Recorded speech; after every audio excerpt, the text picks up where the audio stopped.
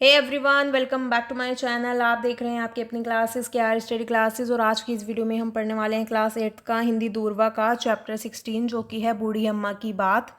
चलिए शुरू करते हैं। सबसे पहले मैं आपको बताना चाहूँगी कि यहाँ पर आपको जो चैप्टर दिया गया है ये एक लोक कथा है, और इसमें ये यहाँ पर आपको एक छोटा सा इसका पार्ट दिया गया है जो कि बूढ़ी अम्मा की बात से लिया गया है। और यहाँ पर क्या होता है, एक किसान है, ठीक है, किसान के बारे में बताया गया है। एक किसान था एक गांव में, गोमा मोरी नाम का, उसका नाम था गोमा मोरी। वो एक किसान था और उसके पास जीवन यापन करने के लिए एक खेत था, एक गाय थी, एक जोड़ी बैल था और 20 बकरियां थी उसके पास। एक छोटा सा घर था और घर के सामने ही पशुओं को बांधने का बाड़ा भी था, यानी कि जो पशुओं का घर होता है। उस गांव में पिछले 3 वर्ष से कोई वर्षा नहीं हुई थी, और इस साल भी जो आषाढ़ के महीने में सूखा पड़ा हुआ था। ना अनाज था, ना जानवरों के लिए कोई चारा था। गोमा जो है वो खेत जोतने के लिए जाता तो था, लेकिन ये सोचकर वापस आ जाता था कि बिना बारिश के वो खेत जोत कर क्या करेगा। बैलों को उसके बाद वो बैलों को वापस घर ले आता था। अगले दिन फिर से वो उसने सुबह उठकर बैलों को जब देखा तो वो बैलों को लेकर खेत जोतने के लिए चल दिया। उसकी पत्नी जो है वो गाय और बकरियों को लेकर चराने चली गई। लोगों ने फिर बोला कि खेत जोतकर क्या करेगा, और ये सब सुनकर उसकी उम्मीद टूटने लगी, लेकिन हिम्मत करके वह खेत की ओर फिर से चल दिया। उसने आकाश की ओर निहारा। सूरज आग की तरह जल रहा था, और नीचे देखा तो जमीन में दरारें पड़ गई थी। बैलों को देख कर जो गोमा है उसको चिंता हो रही थी बैलों की, और भूख प्यास सहन करते करते वो जो बैल हैं वो बहुत ज़्यादा दुबले पतले हो गए थे। बैलों की दशा देखकर उसे दया आ गई और वो खेत की मेड़ के नीचे बैठ गया। उसने सोचा कि अब क्या होगा, कैसे करेंगे, खेत जोतूं या यूं ही बंजर छोड़ दूं। वह उदास मन से उठा और फिर से घर की ओर चल दिया। उसने निर्णय लिया कि अब जब बारिश होगी वह जब ही खेत की जुताई करेगा।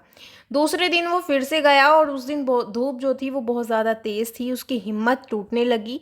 वो ना ही घर वापस जा सकता था क्योंकि धूप बहुत ज़्यादा तेज़ थी, और ना ही उसकी आगे बढ़ने की हिम्मत हो रही थी।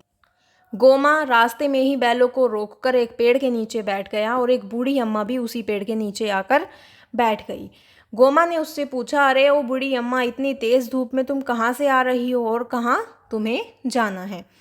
तो वो उस बूढ़ी अम्मा से पूछता है कि इतनी तेज़ धूप में तुम कहाँ से आ रही हो और तुम्हें कहाँ जाना है? अम्मा ने बोला, मैं पास के गांव में अपनी नातिन से मिलने जा रही हूँ। लेकिन तुम क्यों यहाँ बैठे हो? यह समय तो खेत में हल जोतने का है, लेकिन तुम यहाँ आराम कर रहे हो। क्या तुम बीमार हो, या तुम्हारे बैल बीमार हैं, या फिर तुम्हारे हल टूट गए हैं? अम्मा को जवाब देते हुए गोमा बोला, नहीं अम्मा, ना तो मैं बीमार हूँ और ना ही मेरे बैल, मेरे हल भी नहीं टूटे हैं, टूट तो मैं गया हूँ।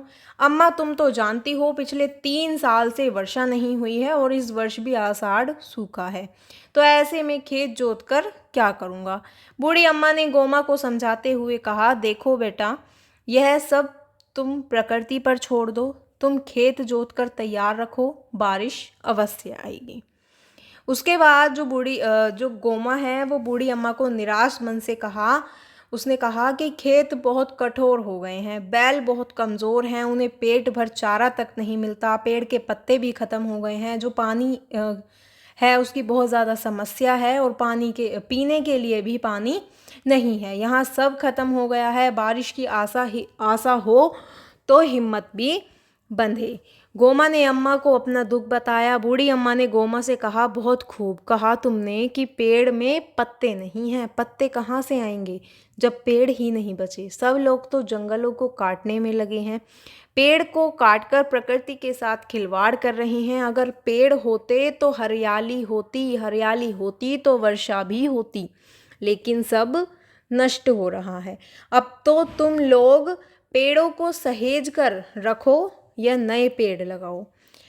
अब जो हुआ सो हुआ, तुम जाओ और खेत जोत कर तैयार करो। इस मौसम में एक दिन बारिश जरूर होगी। यह कहकर अम्मा उठ गई और लाठी ठोंकती हुई वहाँ से चली गई। गोमा ने बूढ़ी अम्मा के कहे अनुसार अगले दिन पूरे उत्साह के साथ खेत जोता, और 4 दिन तक लगातार वो हल जोतने के बाद खेत बहुत अच्छी तरह से जोतता गया। 4 दिन उसने खेत जोता। उसके बाद जो गोमा है वो बहुत प्रसन्न था। अब वह बैलों को हाँकते हुए घर चला गया। उस रात गोमा को बहुत अच्छी नींद आई।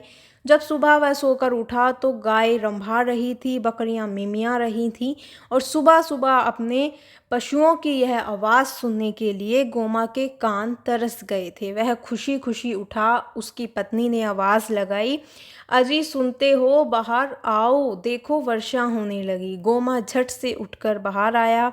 देखा तो आकाश में बादल घुमड़ रहे थे। उसे ऐसा लग रहा था कि मानो बादलों के बीच जो बूढ़ी अम्मा है उसकी तस्वीर दिख रही हो और उसे बूढ़ी अम्मा की जो बात है वो याद आ रही थी। उनका कहना था कि मतलब जो उनका कहना था वो बिल्कुल सत्य था। तुम समय पर अपना काम करो, बारिश ज़रूर होगी। बारिश होने लगी, आंगन भीग चुका था।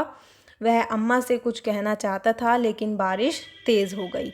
इस तरह से बूढ़ी अम्मा ने गोमा को सही सीख दी और अपना काम समय पर कर लेने की यहाँ पर उन्होंने सीख दी है कि हमें हमेशा अपना काम जो है वो समय पर करना चाहिए। बाकी जो हमारा काम है वो हमें करना चाहिए। बाकी जो लोगों का काम है, जो प्रकृति का काम है, जो भगवान का काम है या जो किसी का भी काम है वो अपने अनुसार अपने समय पर करेगा तो सभी चीज़ें अच्छे से अपने समय पर होंगी। यहाँ पर जो हमारा चैप्टर है वो कंप्लीट होता है। अगर आपको अच्छा लगा हो, समझ आया हो तो वीडियो को लाइक, कमेंट, शेयर ज़रूर करें और मेरे चैनल को सब्सक्राइब करें।